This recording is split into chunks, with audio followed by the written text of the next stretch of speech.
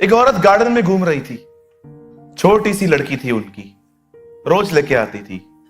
एक बार एक अंकल ने आंटी को देखा, थोड़ी परेशान थी और बोला, हेलो आंटी, क्या हुआ? आप थोड़े परेशान लग रहे हो, क्या हुआ? क्या? मेरी बच्ची को देखो ना, क्या हुआ? मस्त तो है। मुझे बड़ी चिंता है बड़े हो कि इसको सांस कैसी मिलेगी। कितने साल की है? 8। शादी कब कराओगे? 28। 20 साल पहले की चिंता आज। अब बताओ मैं इनको क्या बोल? करते हैं लोग।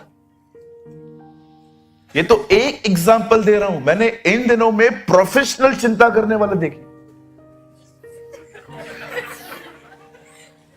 उनको इस बात की चिंता है कि उनके पास चिंता नहीं।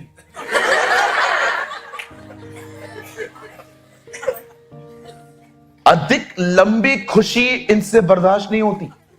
अगर ये लोग 8-10 दिन खुश रहे तो उनको लगता है समथिंग इज रॉन्ग, कुछ तो गलत है, इतना मैं खुश क्यों हूं? अब मुझे बताइए कौन सी दुष्ट आत्मा निकालूं मैं इनके अंदर से, क्योंकि मैं खुद कंफ्यूज हूं कि हंसी वाली निकालूं कि दुखी वाली निकालूं। बैठे रहेंगे। मैं आपको एक सलाह देता हूं, ये एक सलाह है। अगर आप मुझे पास्टर कंसीडर करते हैं अपना, तो मैं एक सलाह देता हूं, अगर हो सके तो ये करिए। प्लीज प्लीज प्लीज ये करिए। खाली बैठना छोड़ दीजिए, आपकी 1000 प्रॉब्लम सॉल्व हो जाएंगी। 1000। खाली बैठना छोड़ दीजिए, कुछ ऐसा काम करिए जिसमें सिर्फ फिजिकली नहीं मेंटली भी इन्वॉल्व होना पड़े। क्योंकि आप में से यहां पर कुछ लोग इतने होशियार हो सकते हैं अपने कामों में, आप अपने कामों में इतने होशियार हो कि अब आपको ब्रेन की नीड ही नहीं पड़ती, क्योंकि आपको इतना काम रटा हुआ है। आपको पता है ऐसा हो सकता है। कुछ काम ऐसे होते हैं वो आपको इतने आप अमेजिंग वे से कर सकते हो। सोचो यहां पर कोई बर्गर बनाता है, बर्गर अच्छा, कोई अच्छा बर्गर बनाती है कोई बहन? हाँ आप बनाते हैं, कोई और? आपको कैसे पता चला आप अच्छा बनाते हो? नहीं ठीक है, किसने तारीफ की होगी। अब सोचिए आपने बहुत बर्गर बनाए हैं, अब आपको बताइए उसमें आपको दिमाग लगाने की जरूरत क्या? आप ब्रेड लेंगे, उसमें सॉस डालेंगे, फिर चीज रखेंगे, फिर वो आलू टिक्की रखेंगे रेडीमेड और बताएंगे घर पे कि मैंने घर पे बनाई है। उसके बाद आप टोमेटो रखेंगे, उसके बाद एक पत्ते गोभी रखेंगे, फिर अनियन रख देंगे, बन गया। आप मुझे बताइए दिमाग की जरूरत क्या पड़ी आपकी? कई सारे जो लोग हैं ना वो ये बात समझ नहीं पाते हैं कि हम 24 घंटे काम करते हैं पर फिर भी हम डिप्रेस क्यों है? क्यों? क्योंकि दिमाग खाली है, मेंटली फ्री है लोग। आप जानते हो मैं एक चीज में बहुत ब्लेस्ड हूं, मेरा फिजिकल काम से ज्यादा मेरा काम मेंटली है। जब मैं बाइबल को पढ़ता हूं ना, मेरी बॉडी कैसे भी है, मैं अपने माइंड की स्टेट देखता हूं, मेरा माइंड की। ये हो सकता है कि आप, इसीलिए कहता हूं कुछ समय निकालो जिसमें आपको माइंड बिजी हो, माइंड बिजी हो। मैं आपके लिए 10 सवाल लेकर आया हूं, 10 सवाल इस मीटिंग के अंदर मैं आपसे पूछूंगा। 10 सवाल, कितने लोग जवाब देंगे? 5 भाइयों के लिए है, 5 बहनों के लिए है, लेकिन कोई भी जवाब देगा नहीं, हाथ उठाएगा, मैं अलाउ करूंगा और फिर आप उठाएंगे। चलो किससे स्टार्ट करें? नहीं बहनों से स्टार्ट करें। आया आदम पहले एक्चुअली। ओके भाइयों से स्टार्ट करें। जिसको भी आ रहा है अपना हाथ उठाइएगा। फर्स्ट क्वेश्चन भाइयों से, बाइबल की अंतिम किताब कौन सी है? ऐसे मत करो ना आंटी, बुद्धिमान बनो। कैंसिल, इन्होंने बोल दिया। पहला क्वेश्चन, बताइए बाइबल की सेकंड लास्ट बुक कौन सी है? यस, जूड, यहूदा। God bless you brother. आइए बहनों से, यीशु ने, फिल द ब्लैंक्स। तू बहुत सारी बातों की चिंता करती है, यीशु ने ये किससे कहा था? हाथ उठाइएगा। आपने बीच में बोला, वो भी गलत बोला। हाँ, मार्था। मार्था, हे मार्था। अच्छा, ये बहनों को याद होना ही चाहिए। ग्रेट। थर्ड क्वेश्चन भाइयों से, जिनको भी आ रहा है हाथ उठाएंगे, ठीक है? बीच में मत बोलिए, ठीक है? मैं बहुत नम्र हूं और मत करिए मुझे। तीसरा क्वेश्चन, थर्ड क्वेश्चन, बताइए यीशु के चचेरे भाई का नाम क्या था? जिसको पता है हाथ उठाए। Yes brother Ashish. John the Baptist, यूहन्ना बपतिस्मा दाता। 3 सवाल हो गए। चौथा, मुझे बताइए वो कौन सा व्यक्ति था जिसकी कब्र से बदबू आ रही थी? लाजर। 4।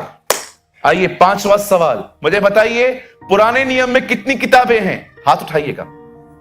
हाँ, वो बच्चा आंसर दे।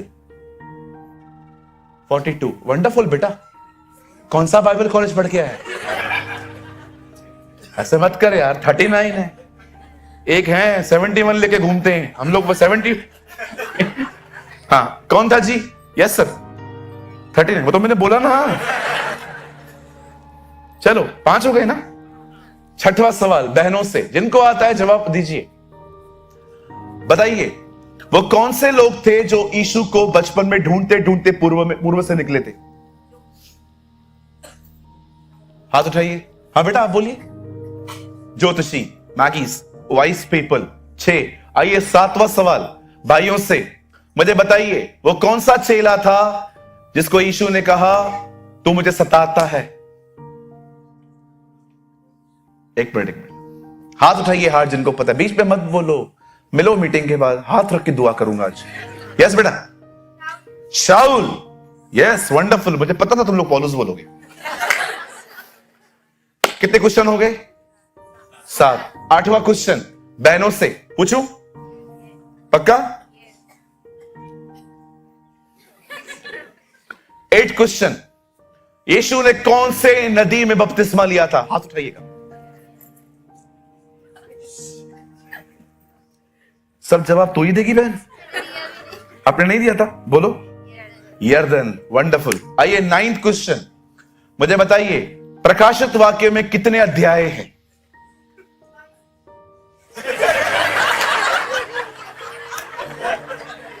यस, आप बोलिए। जड़ दीजिए यार, मैच्योर पीपल। बोलिए। 22। ओके, लास्ट क्वेश्चन बहनों से, बताइए इसका जवाब दीजिए। वो बहन जिसको लहू बहने का रोग था, वो कितने साल से बीमार थी? हाथ उठाइए। हाँ, 12। अब मुझे एक बात का जवाब दीजिए। मैं आपसे जब सवाल पूछ रहा था, आपके दिमागों में क्या चल रहा था? आप सोच रहे थे। इसको कहते हैं अपने आप को मेंटली इन्वॉल्व कर।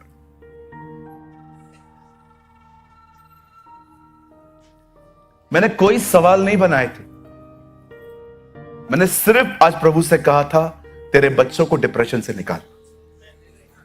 और जब मैं यहां आया, मुझे परमेश्वर ने कहा इनको समझा मेंटली कैसे इन्वॉल्व होते हैं। अभी आप काम थोड़ी कर रहे थे कुछ। कितने लोग हैं जिनको मैंने पूछा यर्दन नदी यीशु ने बपतिस्मा कैसे लिया, तो आपने क्या ऐसा करना स्टार्ट किया? कुछ भी नहीं किया आपने, लेकिन आप सोच रहे थे, देख रहे थे, आपकी बॉडी काम नहीं कर रही थी, योर माइंड वर्क्स। बहुत सारे लोग पता है क्या करते? धन्य है वे जो मन के धीन हैं, धन्य है वे नम्र हैं, शोक करते हैं, शांति पाएंगे, ये करेंगे। वो पढ़ लेते हैं लेकिन लिखी हुई बातों के बारे में कुछ सोचते नहीं है। ये रीजन है आप में से बहुत सारे जो लोग हैं वो चर्च में आके भी आपकी कंडीशन सेम है, क्योंकि आपने अपनी बॉडी यीशु को दी है, बट आप मेंटली आज भी मिसिंग है। क्या प्रॉब्लम मेरे पास नहीं है मेरे भाई? क्या प्रॉब्लम आपके पास नहीं है? मैं क्यों खुश हूं? मैं क्यों हैप्पी हूं? मैं क्यों पीस में हूं? क्योंकि मुझे पता है मैं सोच सोच के कुछ नहीं कर सकता। इट्स बेटर कि मैं सब विश्वास से खुदा को दे दूं और मैं अपनी जिंदगी खुदा के साथ जीऊं। अब मैं आपको बताना चाहता हूं ये जड़ है कहां से।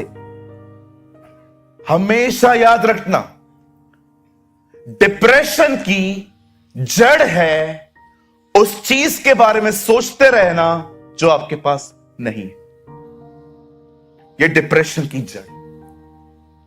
This is the root of depression, कि जो मेरे पास नहीं है, मेरा पूरा फोकस उसी पर है। सांप ने हवा को सारे अदन की वाटिका में सिर्फ एक ही पेड़ दिखाया जो उसका नहीं था।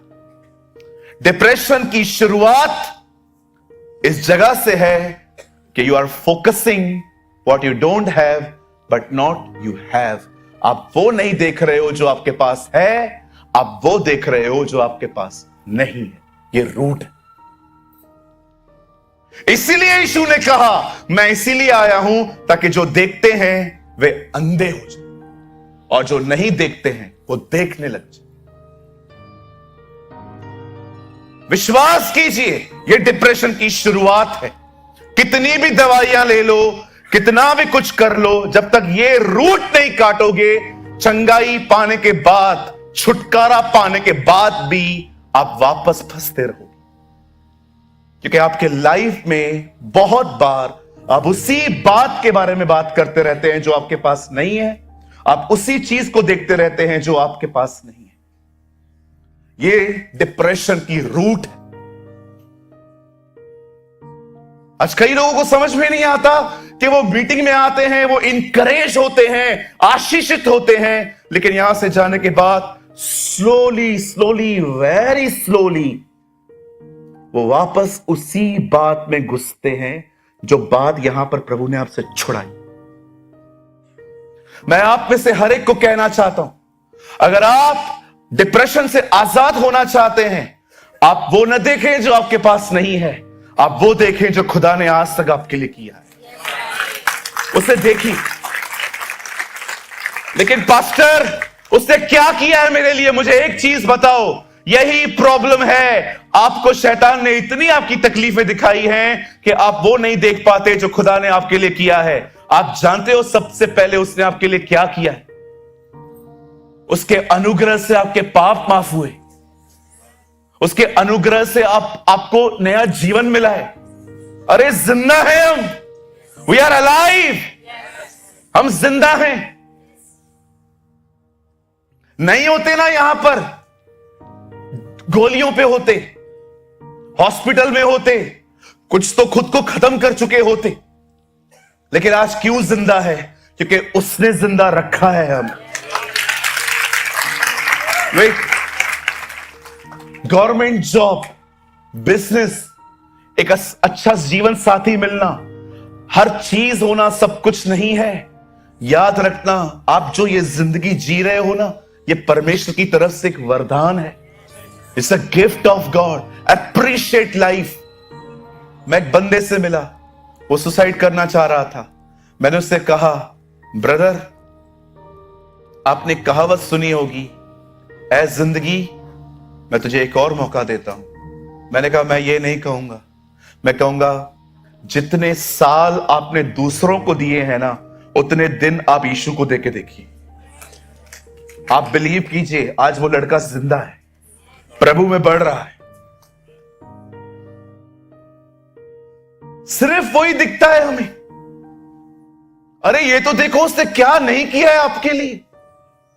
अरे आईफोन होना, गवर्नमेंट का जॉब का होना, बड़ा घर होना, यही सब कुछ नहीं है।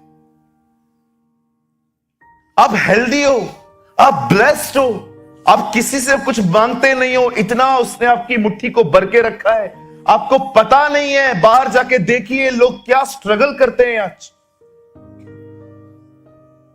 एक से लेते हैं, दूसरे को चुकाते हैं, फिर किसी और से लेते हैं, उसको चुकाते हैं, फिर उसको लेके उसको चुकाते हैं।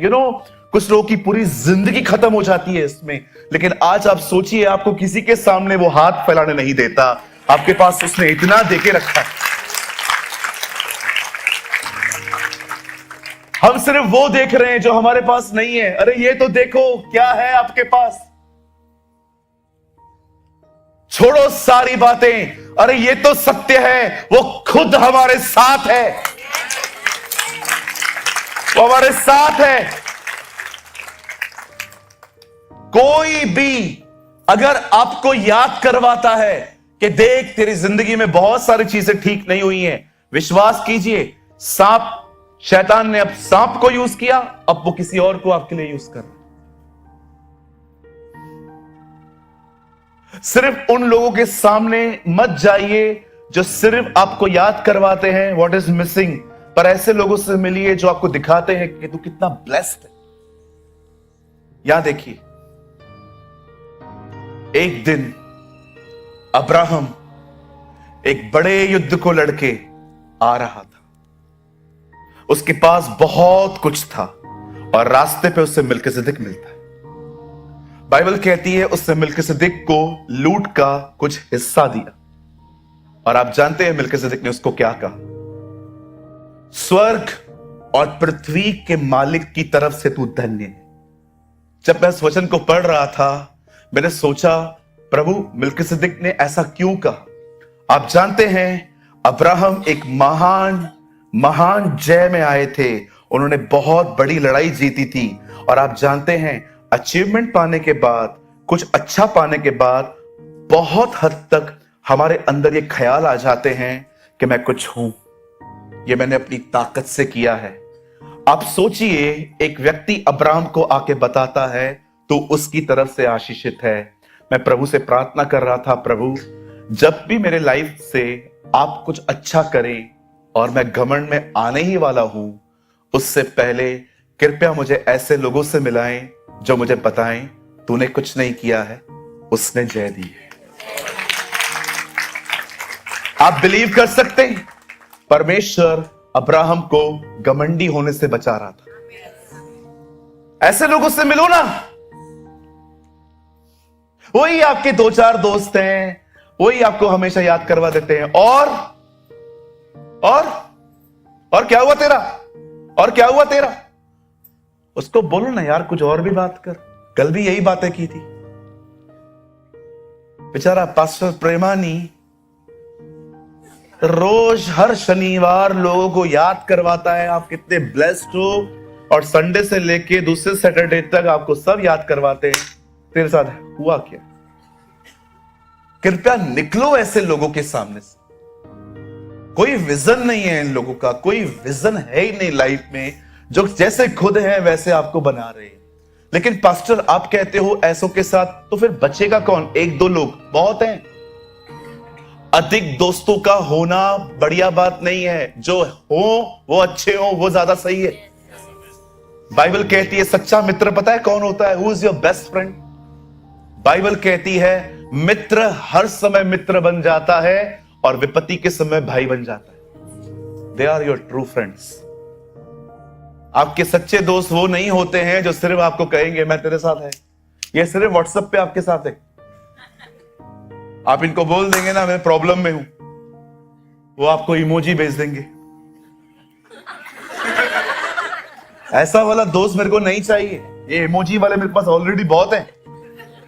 कोई भी आप मैं शादी पे गया, मुझसे किसी ने पूछा नहीं, वो आपको टूटा हुआ दिल भेज देंगे। ओहो, ये व्हाट्सएप वाले फ्रेंड्स आपके फ्रेंड्स नहीं है। फ्रेंड वो होता है जो घर आ जाए, ए क्या हुआ, what happened, it's okay, life है, ये होता है ये सब। You are mature not by your age, you are mature when you damage. फिर से कहूं, आप सयाने सालों से नहीं बनते। बंद करो ये सब। जनवरी मेरे लिए कोई एक्साइटमेंट नहीं लेके आती। आप सोचो जनवरी कितने ड्रीम्स दिखाती है। December, you are not mature by your age, you are mature when you damage.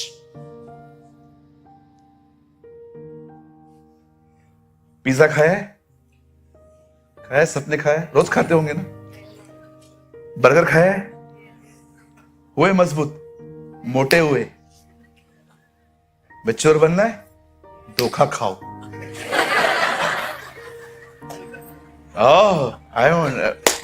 I preach the truth. Yes? कभी धोखा भी खाओ। कभी आपने सोचा है कितना अच्छा चलते हो आप लोगों के साथ, फिर भी वो आपको लास्ट में हर्ट करके ही जाता है। कभी सोचा है आपने एक खुदा जो आकाश से आपको सारा दिन देखता रहता है, वो क्यों अलाउ करता है आपकी जिंदगी में? वो लोगों को रोकता क्यों नहीं है? क्योंकि वो जानता है अगर अब आप मैच्योर नहीं हुए ना, तो जिंदगी भर आप बच्चों की तरह जिंदगी जियोगे। इसने ऐसा किया, इसने ऐसा किया, इसने ऐसा किया। मैच्योर बनो। जब भी कोई हर्ट करता है खुद को बोलो इट्स लाइफ, ये होता है, कोई बड़ी बात नहीं है।